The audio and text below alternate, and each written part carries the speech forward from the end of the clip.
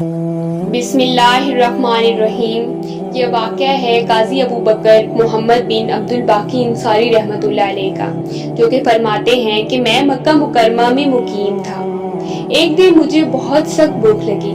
مجھے کوئی ایسی چیز نہ مل سکی جس سے اپنی شدید بھوک مٹا سکوں۔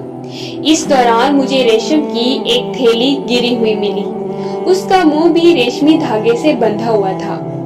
میں نے تھیلی لی اور سیدھا اپنے گھر آیا۔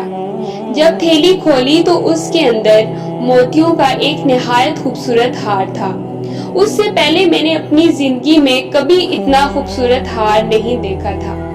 تھیلی کو گھر میں رکھا اور باہر نکلا تو دیکھا کہ ایک بوڑھا آدمی 500 دینار ہاتھوں میں لیے اعلان کر رہا تھا، میری ریشمی تھیلی گم ہو گئی ہے جس میں موتیوں کا ہار ہے۔ جو شخص اسے واپس دے گا یہ 500 دینار اسے بطور انعام دوں گا۔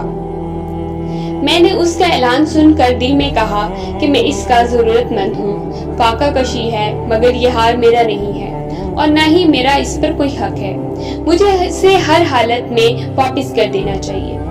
اچانک دل میں خیال آیا کہ اللہ کے رسول صلی اللہ علیہ وآلہ وسلم کی حدیث ہے کہ جس نے اللہ کے لیے کوئی چیز چھوڑ دی اللہ تعالیٰ اس کو اس سے بہتر عطا فرمائیں گے۔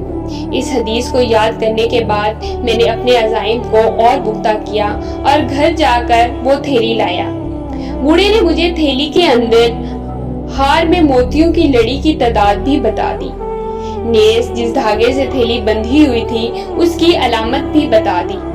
میں نے تھیلی بوڑھے کے سپرد کر دی۔ بوڑھے نے مجھے اپنی تھیلی پا کر 500 دینار دینے کی کوشش کی، لیکن میں نے لینے سے انکار کر دیا اور کہا اس تھیلی کو اس کے مستحق تک پہنچانا میرے اوپر واجب تھا، اس لیے میں اس کا بدلہ نہیں لے سکتا۔ بوڑھے نے کہا نہیں، تمہیں یہ ضرور لینا ہوگا۔ پھر اس نے بار بار اصرار کیا، لیکن جب میں نے لینے سے انکار کر دیا تو وہ مجھے چھوڑ کر چلتا بنا۔ میرے پاس کوئی بھی ذریعہ معاش نہیں تھا جس سے میں اپنی زندگی گزارتا۔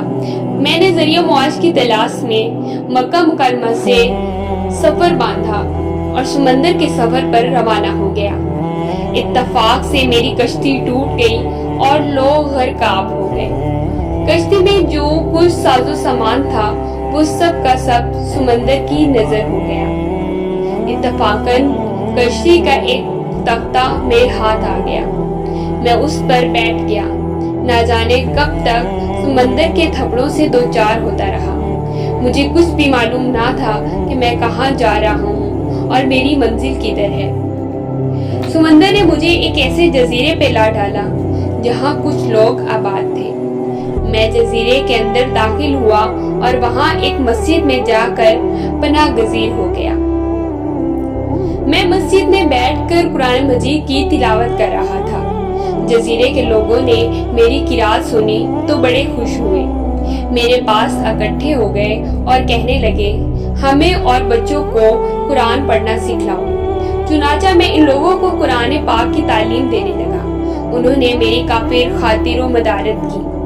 ایک روز میری نگاہ مسجد کے اندر قرآن پاک کے چند اوراق پر پڑی تو میں انہیں لے کر لکھنے لگ گیا۔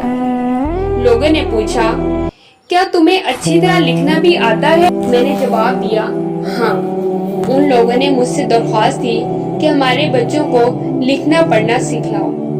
اس کے بعد وہ لوگ اپنے بچوں اور نوجوانوں کو میری خدمت میں بھیجنے لگے اور میں انہیں پڑھنے لکھنے کی تعلیم دینے لگا۔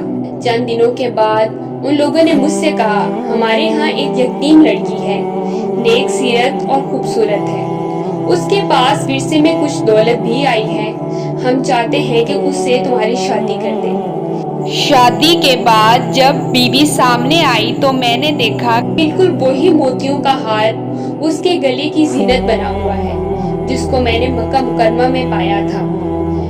میں نے ان لوگوں کو اس ہار کا قصہ تفصیل سے بتایا۔ ان لوگوں نے میری بات سن کر بلند آواز سے لا الہ الا اللہ واللہ اکبر کا نعرہ لگایا۔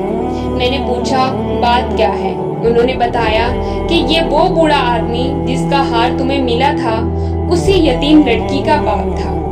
وہ بسا اوقات اپنی دعا میں کہا کرتا تھا اے اللہ इस आदमी को एक साथ इकट्ठा कर दे ताकि मैं अपनी साहबजादी की शादी उससे कर दूं।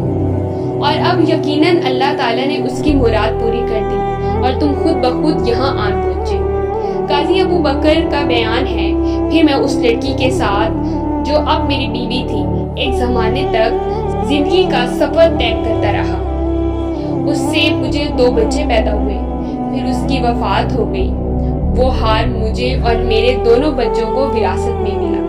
कुछ दिनों बाद मेरे ये दोनों बच्चे भी अल्लाह को प्यारे हो गए और ये हार मेरी विरासत में आ गया। मैंने बाद में ये हार 1 लाख दिनार में फरोख्त कर दिया। जो दौलत तुम मेरे पास देख रहे हो ये उसी हार की बदौलत है।